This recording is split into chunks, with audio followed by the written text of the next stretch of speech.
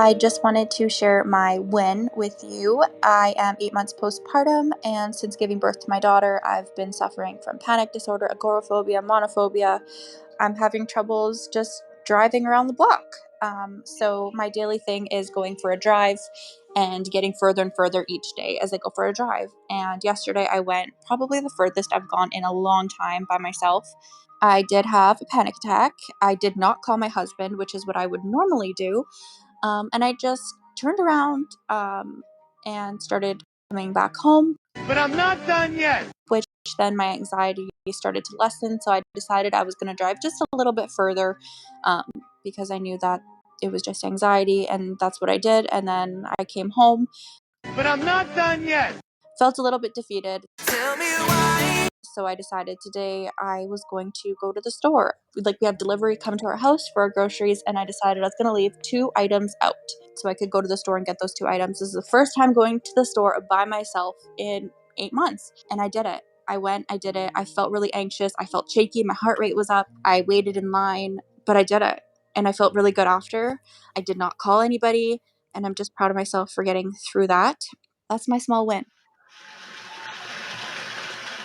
Welcome to Disordered. This is episode 56 of the podcast entitled What Recovery Lens Are You Looking Through? I am Drew Linsalata, a therapist in training specializing in anxiety and anxiety disorders in New York, in the US of A podcaster, author, and educator in this community, and a former sufferer for many years of my life.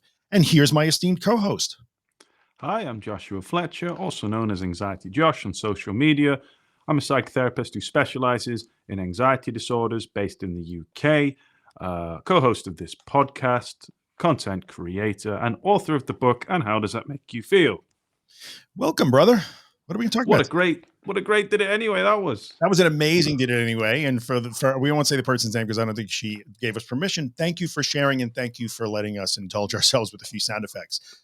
There's so much good in that, and it also leads to today's topic, which is sort of what recovery lens are you looking through? Yeah, and we decided to have a seance of Billy Mays there because it was one of those exposures where you're doing the scary thing and then it's just like kind of building and building, which is great. And you're like, you weren't done yet. You're going to carry on. So, yeah, thanks for letting us be children. It was amazing.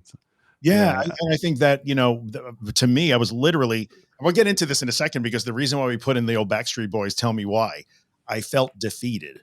And meanwhile, we're listening to that and we're both like fist pumping, like this is amazing. Yet I felt defeated. So we're going to talk about, why that sort of stuff sometimes happens. And it's a really important subject we're going to talk about today. Also, you said my small win. That ain't a small win. It's a big win. So yeah, we're going to take that bit of I felt defeated. We're also going to, we thought we'd do this episode today because in response to another question we had. Yeah, should we listen to that question? Because it speaks to this also. Let's do it. Hi both. My name's Ryan and feel free to use it. And I've got a question around getting the credit. So I aim to do sort of between 1 to 3 exposures per day. And recently I've done some, amazing things in my personal life, like getting a new job, buying a house and renovating it to make it a home and all these amazing things. But I'm really struggling with giving myself the credit. And it's not that I give other things the credit because I know it was me, but I don't feel like it was me. And I'm not too sure if that makes sense. And I'm not necessarily giving it to other things. I'm just not necessarily giving it to myself. And I don't know whether it's a fake it till you make it situation and keep telling myself or whether there's something I can do otherwise. Thank you. It's a good question. Really nice question. And we had a brief discussion before we click record. And we're going to look at some theories around that. And we're going to have a little rudimentary tour of TA, transactional analysis, and how we look at the lens of our recovery, of what we do, what inner voice is dictating our metrics of success. Yeah, for sure. I think this is the episode where people like us, I think that specializes in the thing that we do. Sometimes we're seen as like mechanics or engineers, like, oh, it's all about the numbers and assessments and like the mechanics and the rote and procedures and exposures. Yeah, it is. That's true. But other things come into play too. And Josh mentions transactional analysis, which is a type of therapy. it's more than it isn't always just CBT and exposures and thought records and clear weeks. It can't be, because people are more than just their anxiety disorder. So Yeah. the struggle in recovery is often helpful to see through different lenses. Like, why are you struggling with this part of recovery? What is it about you or your experience? And the more I, learn and practice as a therapist, and I'm sure you are as well, Drew, is that for me personally, I realize the importance of compassion and being nice to yourself and how you value yourself. We talk a lot about perfectionists and Craig the critic a Yeah. lot on this podcast. It's Craig the critic. He's always knocking about. Yep. And we're going to look at, I like to use the model of TA. It's a really interesting episode to this today. So if you do, feel free to kind of explore your own situation here. It's something I've done with clients in the past. And it's really important with regards to how you talk to yourself and the attitude you have towards yourself when doing things like the Claire Weeks exposure stuff, CBT things. Because yes, we're big advocates of that, and particularly exposure therapy. But how are you talking and judging yourself whilst doing the exposures? Yeah. What lens do you see that stuff through? What lens do you see yourself through? And that's where other theories and other frameworks can come in handy to help explain that or put it in perspective for you, as opposed to, like, I don't know why I can't seem to get myself to, like, the question, I can't seem to give myself the credit. Just repeating the mechanics or the theory of why you need the credit is fine, but, well, maybe we would look at, how do you see yourself in general? That may enter into it, and Yeah. other lenses can be helpful there. Yeah, definitely. And we're going to do a little bit of a interaction today to show you the principles of TA. Now, I'm not fully trained in transactional analysis. I've just done a bit of training. So sorry if there's any fully trained transactional analysis therapists listening. Sorry in advance. But we're just going to take a little rudimentary tour. And if you're listening, listen carefully and apply this to you, because it's fascinating. And I personally loved exploring this in my own personal therapy. Okay, so we're going to start. We're going to imagine a traffic light system, a British one where you've got red, amber, and green. Just a picture of that. 3 letters, PAC, parent, adult, child.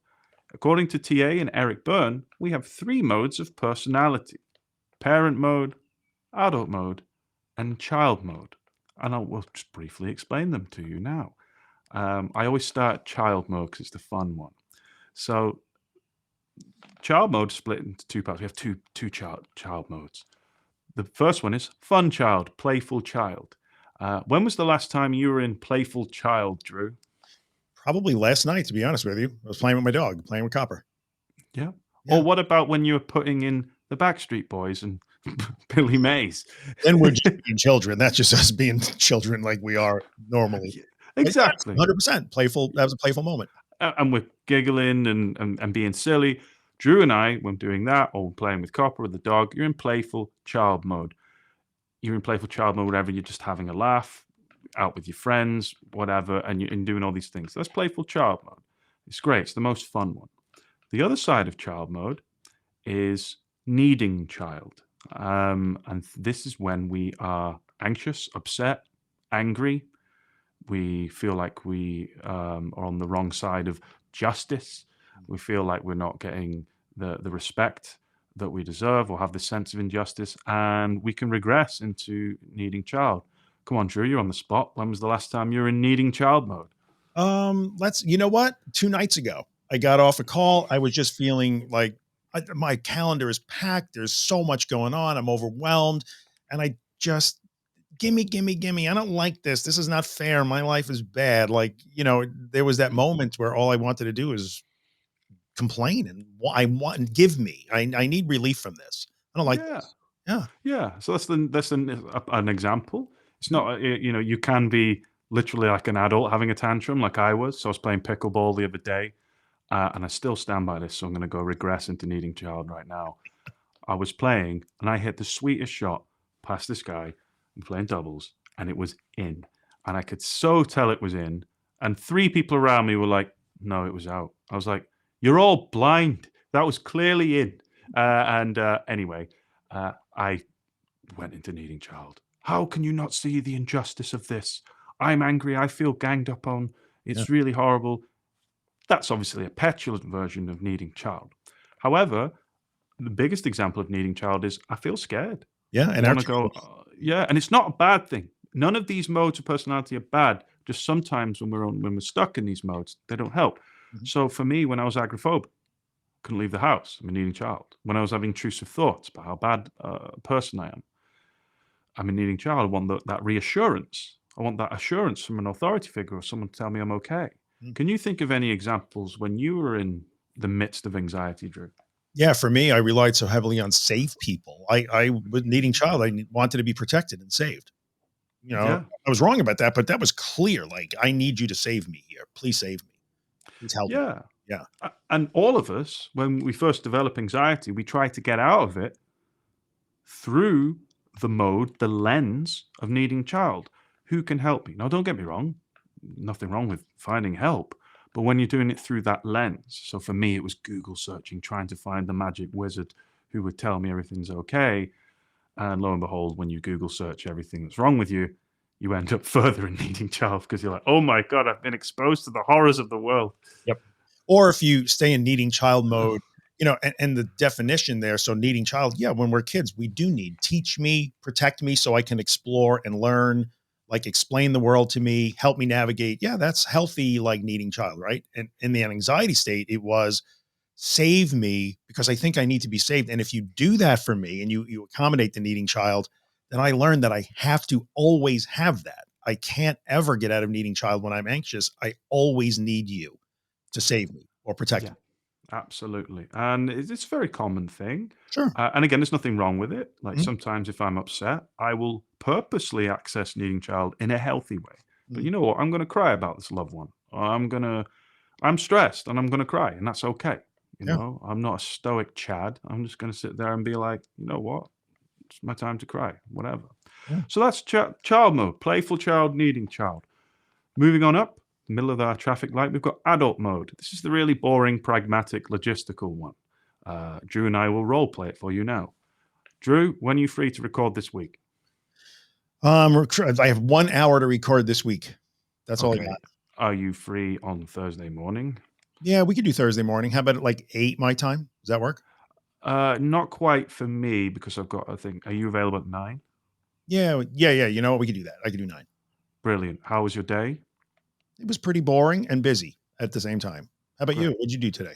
Just as boring, just as busy. There we go. 2 adults communicating basic information from a logical, pragmatic point of view. Problem solving as well. Interesting. Very good. Small problem there.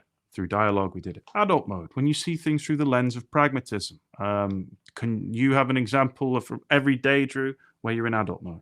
Yeah, I mean, that's good. I mean, things like grocery shopping, interacting with your partner, like planning the finances or, just like adulting, the boring part of adulting, just taking care of life. Yeah, it's always like boring work emails as well, like just circling around about. No, you're not circling around anything. You're pressing me because I can't be bothered to reply to my email. It's that it's diplomatic as well. Hey, Adult mode is diplomatic.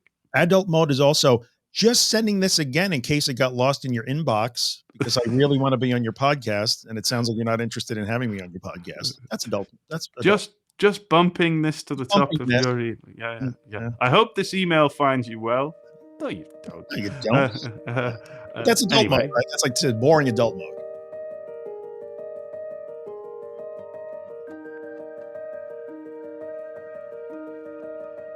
But boring adult, but needed, and actually, it's essential to kind of get on with other human beings. When you apply adult mode to anxiety disorders, it's great. Psychoeducation is very much adult mode, isn't it? Like, okay, my amygdala's firing off. I've got loads of adrenaline, loads of cortisol. I understand adult me. I can see this through the lens of adult mode, so I can apply these principles of CBT, exposure, what these guys talk about. And adult mode remembers that. And that's really important when you're doing things like anxiety recovery. Mm-hmm. True. Then you go up to parent mode, which, like child mode, is split into 2 parts. What do you think those parts are, Drew? There would be like critical parent and nurturing parent. Yes, absolutely spot on. We all have these modes of personality, just sometimes we don't access them at the right times. Now, critical parent is everyone's favorite person. Who is it? Oh yeah, he's our guy. It's Craig the critic. Critical parent is that inner voice telling you should do this, you're not doing enough, you're not doing this, you're not perfect, you've not mastered something. Why aren't you at this stage of your life? It's the critical parent, it's the person comparing you. Critical parent can literally be the echoes of a critical parent. Why aren't you doing good enough? Your emotions are making me emotional. Your grades aren't high enough. You suck as a son or daughter, whatever. Sorry if that happens to you. You know, it's their problem, not yours. Yeah, that inner critic, that critical parent, again, not always bad. Right. As a parent, there were times that you do have to be corrective or instructive, you know, and there's a little bit, you can't help it. If you're going to correct somebody, there is inherent criticism in that. I don't think you can do it without some criticism. Yeah, not all criticism's bad if it's constructive and balanced. Yeah, You know, sure. like sometimes I'm like, no, Josh, that's silly. You don't need to do that today. And I'm like, yeah, actually, you're right. I need a bit of tough love there. Thank you. Critical parent. When it's only critical parent, God, that's a depressing thing. So people with depression will always have this critic like, you're not good enough. What's the point in you? You're not, you know, you're a burden, etc., etc. And it's only critical parent talking. It's really annoying. And for anxiety disorders, it's you're not strong enough. What if something bad happens? You're a bad parent for having anxiety, etc., etc. Nurturing parent is the compassionate side of us all. And this is what I'm really, really getting into as I get older. Because it's essential. It's that nurturing, supportive, unconditional part of you that's just rearing you on. And this is one of the most important lenses for anxiety recovery. Why do you think it's essential?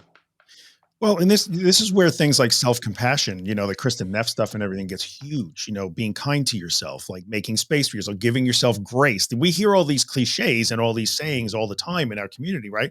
This is where they get applied. I think this is where you start to say like, you know, and so in other words, if I'm going to interact with another person, say a child, one of my kids, I might say, hey, you know, that was really difficult for you, but I'm really proud because you did your best. Okay. Maybe you didn't do so well on the test, but you'll get it next time. Like, what can we learn from this? You got this. I still love you. I still believe in you. Yeah. Yeah. Excellent. Unconditional parent. And it's seeing things from that. We'll do are you ready for another role play? Yeah, let's do it, man. I'm on a roll. Drew is a child. That's not news. Oh, I've not even started the role play. I just wanted to throw that out there. To say that. Yeah. Co-host. Drew is a child. He is my child. And he has just fallen over and grazed his knee and seen blood for the first time. You know, go and do it right now. Right now. Go and fall over and graze your knee. There we go. You know, I'm not seeing blood yet. And I can choose as a parent to interact with Drew. So first of all, Drew, what mode of personality as a child are you going to be in if you've fallen over, hurt yourself, seen blood, and you're scared? Yeah, now I'm needing child for sure. Like my knee hurts, I'm bleeding. This sucks. You know, I'm shaken up. You feel uncertain. You don't know what's going on. Don't like this. Great. Now, here's me, the parent, and I have multiple modes of personality. And this may resonate with some people with your own parents. Now, I'm going to now interact with you in nurturing parent. Oh, Drew, come here. It's okay. It's just a bit of a graze. It will heal. You get a nice little cool scar. Here's a Spider-Man plaster. You know, on your feet. You're all right. You've got this. There you go. Have a hug. Have a kiss on the head. Off you go. Brilliant. Dad of the year. Superb. That's because I chose to be a nurturing parent. Now I'm going to go in as critical parent. You're clumsy. Why did you fall over? You deserve that. I told you to tie your shoelaces. Why aren't you doing this? That's what you get when you don't listen to Dad. Typical you. I knew that was coming. Yeah. Now I'm going to be a parent who's going to access needing child myself. Why do you have to do this to me? I'm already stressed and anxious. You falling over is just creating more stress for me. Do you understand how much stress I'm under? 7-year-old Drew. That would be tough. Yeah. So that's critical parent being needing child. Exactly. Exactly, and this is a thing. There's a lot of things.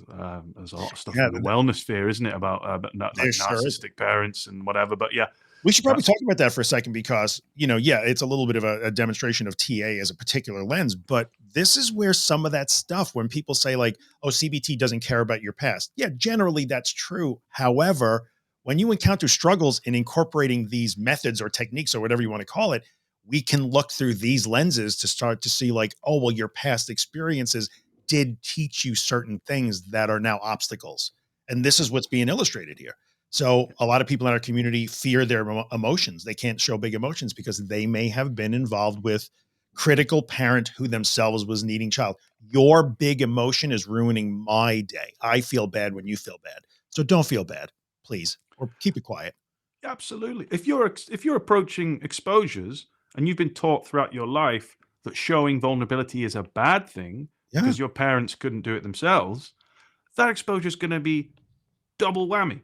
Because Yeah. You not got only are you exposing yourself to that, it's never been taught to me that it's okay to be vulnerable. Yeah, or to So, display that sort of, you got people like Drew and Josh or your CBT or your anxiety therapist telling you, no, go do an exposure to intentionally be afraid and anxious and have all the feelings. And you're like, I'm not supposed to make a scene. I can't be out of control. So that yeah. becomes an obstacle to doing the principles that you hear us talk about all the time.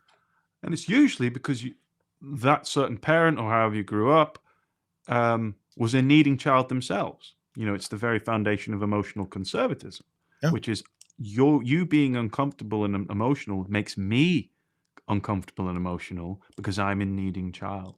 And Uh, we're getting a little off base, but I think it's important here. It's TA that we're talking about today at transactional analysis, but other lenses come in too. So if you look at Carl Rogers, his belief was every human being under the right conditions can self-actualize, right? We can reach our full potential. So your past experiences got in the way of learning and exploring and experiencing and making mistakes and learning from them. That's part of actualization.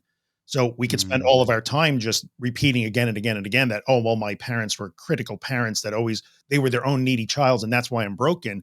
Or we can get back like, oh, this is why I wasn't able to actualize in the Rogerian lens. What can I do now to facilitate exactly. that process?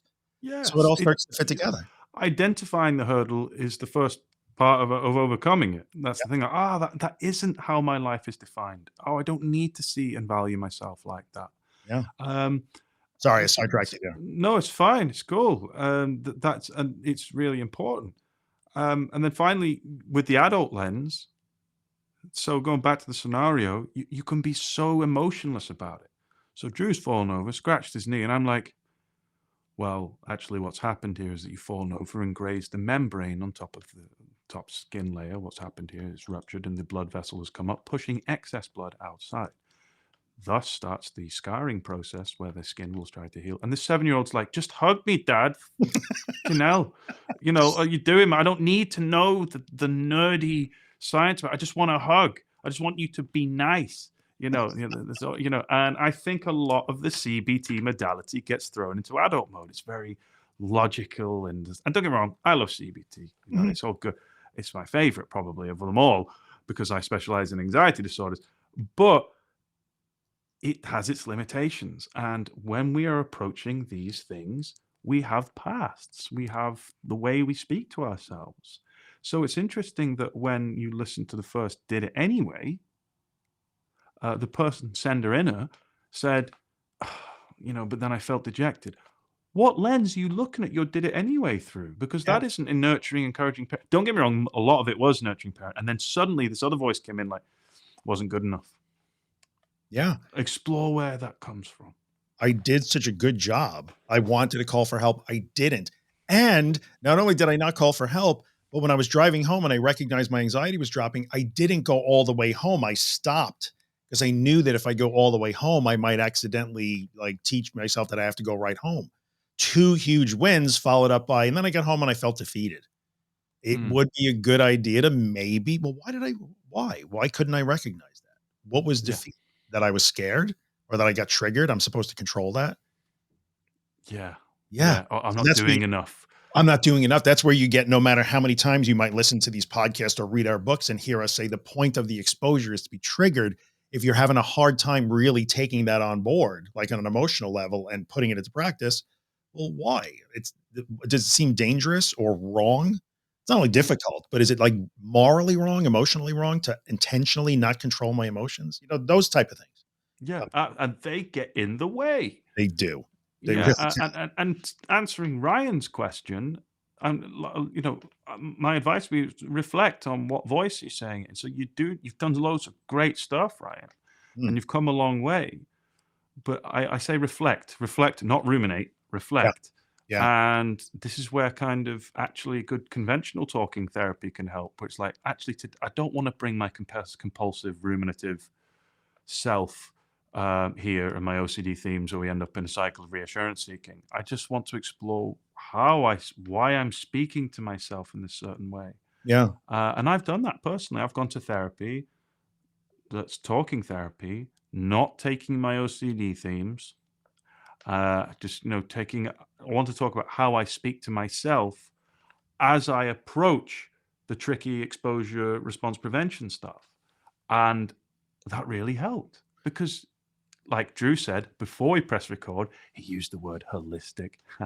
No, I'm denying that. It didn't happen. We weren't recording. No, I wouldn't use the word. How is your holistic journey? Yeah, you know what? I did an episode of the Anxious Truth podcast where I used the word holistic, and people were like, "What happened to Drew? Were you abducted by aliens?" But it's true. Holistic just means the whole person.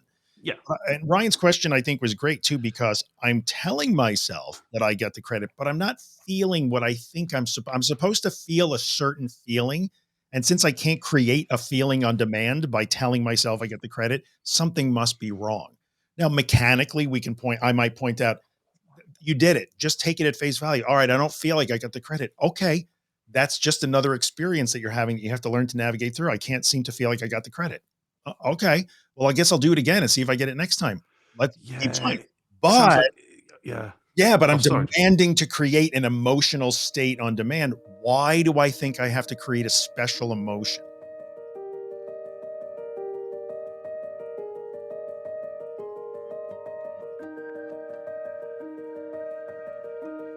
Why Yeah. do I feel like if I don't feel I'm not wrong, doing this right. that exactly? I mean, it might Why be aren't I feeling on cloud nine? No, it's okay. You did it. yeah. Come back and reflect on it later. Why am I not getting that immediate feeling now? I'm not doing it right. Critical parent, you're not doing it right. Not No, doing no, it's fine. You're it's doing it just fine. only yeah, it Yeah. only counts, or it's only correct if you feel a particular way. Now, you might just hear the explanation, we don't get to demand emotional states. People don't work that way. You can't just say, Drew, be happy, and then suddenly I feel happy. It doesn't work that way.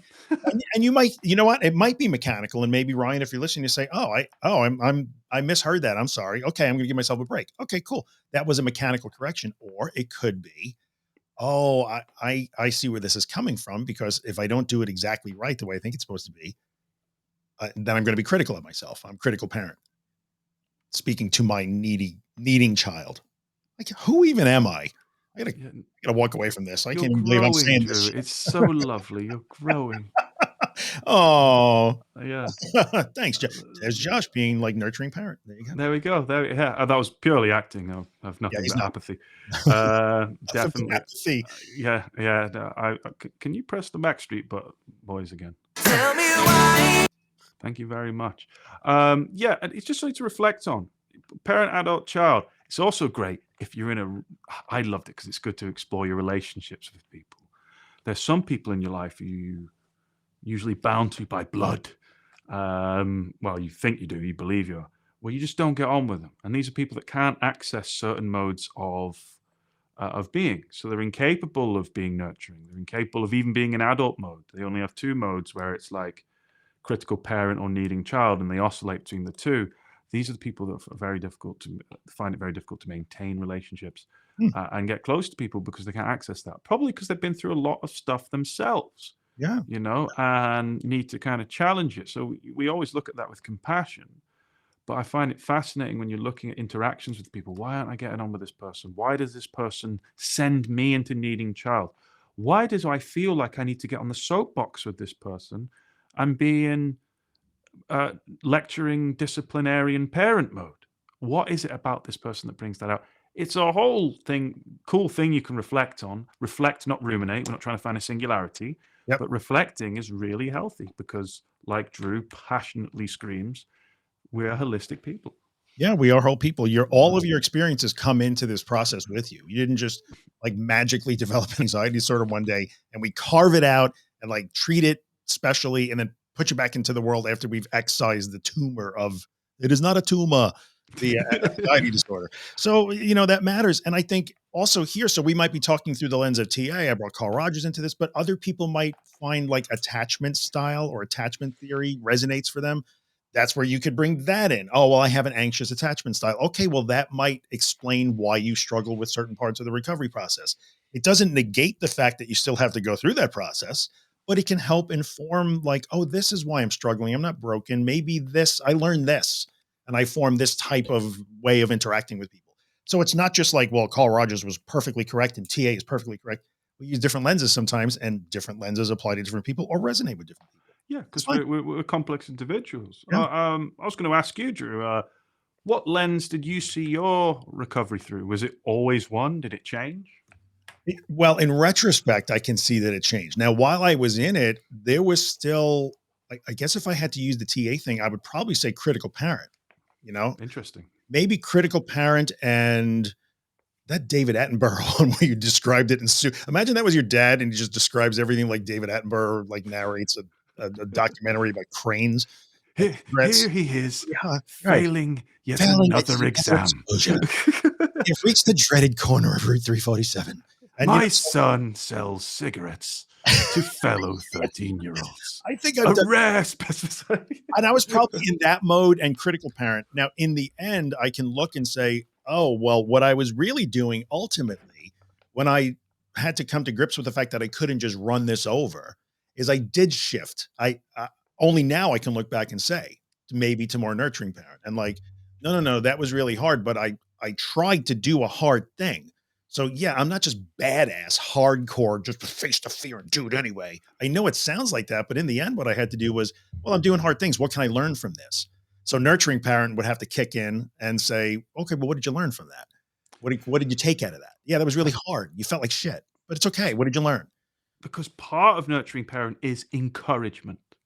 But that encouragement meant that I would go out every day and do exposures, right? So Yes. if you're just powering through and you're speaking to your anxiety, but this is the part that blew my mind when we were talking before we hit the record button, like take away, you might look at this as this is how I relate to other people.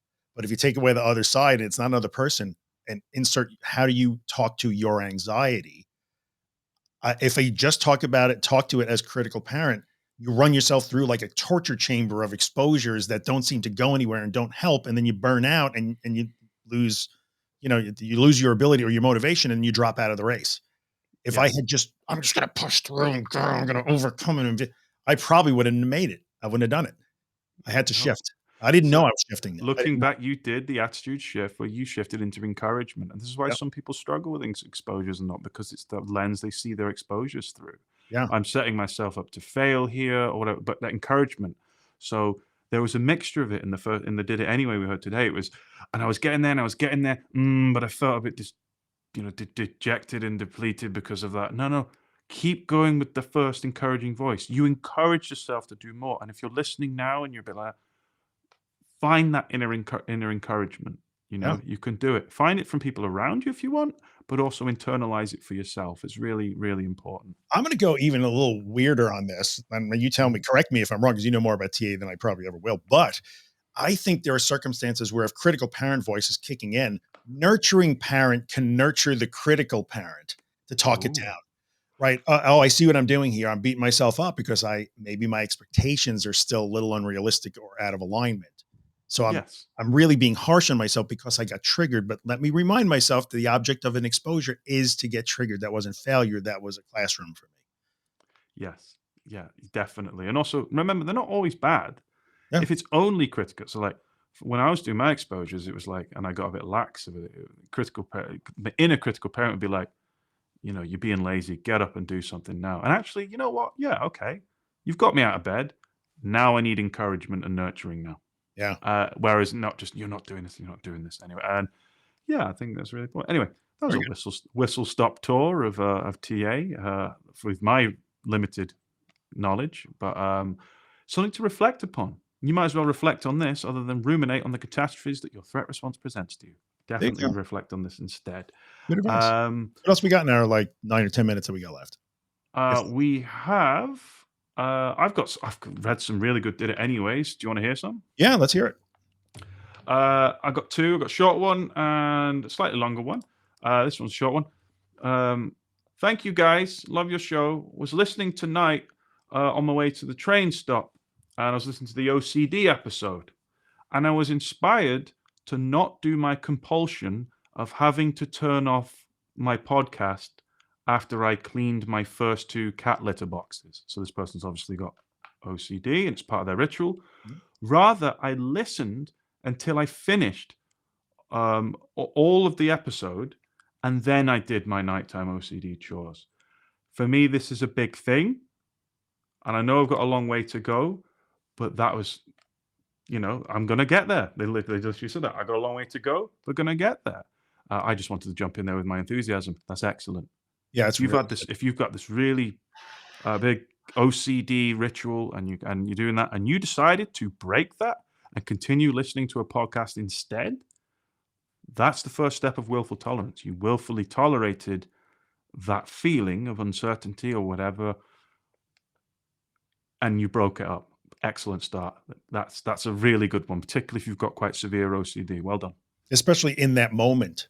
In that one moment, you did something a little different than you did yesterday. It counts, right? So good. So You're not going to wipe out all your compulsions on one day, on a Wednesday night. One at a time. Absolutely, yeah. Have you got a question, or do you want me to read out another did it anyway? No, I would go ahead and read out another one. I have looked at questions. Cool, here we go. Hi guys, my name is Oksana, and you can use my name. I just want to share my story and did it anyway. 13 years ago, I moved to Ireland from my home country and was struggling with very bad panic attacks every day for almost 3 years. I managed to get better and lived normal life for 10 years until my anxiety panic attacks decided to come back 5 months ago. While I understand this was probably due to some stress I faced recently, it was so upsetting for me that I have to go through this again. This time, a big struggle for me is derealization, dizziness, and a feeling like I will faint every time I'm outside and not at home.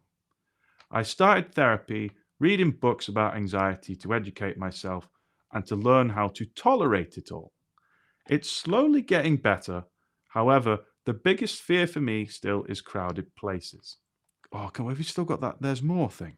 But I'm not done yet. Today, however, I drove to a very busy shopping center where I met my cousin for a lunch. I was very nervous and wasn't feeling well, wanted to leave and go home, but decided to just let it be. After half an hour, I noticed I felt much better and almost couldn't feel my anxiety and racing thoughts. It is a big win for me that I enjoyed my time in such a busy place. Next aim for me is to go on a proper night out. Listening to your podcast and did it anyway stories from community is helping me a lot in my recovery journey. So I just want to say thank you for everything that you guys do. Oh, another great one. I like that. Like, from that neuroception we were talking about in the dysregulation episode, you weren't looking for the anxiety to disappear. You just realized after 30 minutes, oh, I'm actually enjoying myself. Wow, when did that happen? I think that comes from like opening up to the experience a little bit instead of I'm going to try and fix this, and that's my focus of attention. Well, let me open up to the experience that I'm having, see what else is going on. And suddenly you realize, wait, when did that happen? When did I start to feel better? Well done. That's brave, by the way, to do that. Really good. Keep these coming in, guys. We do read them and get through them. We're very privileged to have lots of people sending in stuff. Whether you want to send in a voice note or you want to send in a email, you can do it at disordered.fm. I think that's about it. We have a lot to read. I got to read through some of these and come up with some questions for next episode, I guess, but it's never overwhelming. I actually like seeing all these messages. They're fun. It's really nice. I'm going to go home and access Playful Child by putting in some music and dancing around my living room. I'm going to be just adulting for the rest of the day. So have a good time, playful child, while I'm adulting. Yeah, because Drew's 5 hours behind me. So you know what? That's right. I have to get my taxes done today. Go see my accountant. Talk about adulting at a high level that will just put you to sleep and kill your soul. I fell asleep halfway through that sentence. Anyway, yeah, thanks for listening, guys. If you have a moment, maybe write a review of the podcast on Apple Podcasts or Spotify, or at least give us 5 stars if you really dig us. It's really helping. We're growing, and we appreciate it. I guess we'll see you next week. Top 12. So before we go, top 12 mental health podcasts in the UK.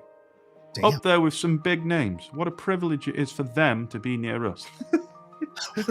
They are feeling better about themselves today because, hey, look, we're hanging out with Drew and Josh. I guarantee they're all feeling better. Dan Harris is like, I am 11% happier today because this right up with me in the charts. And that's all because of you guys. Thank you so much. 100%. Thanks for listening. We'll see you next week.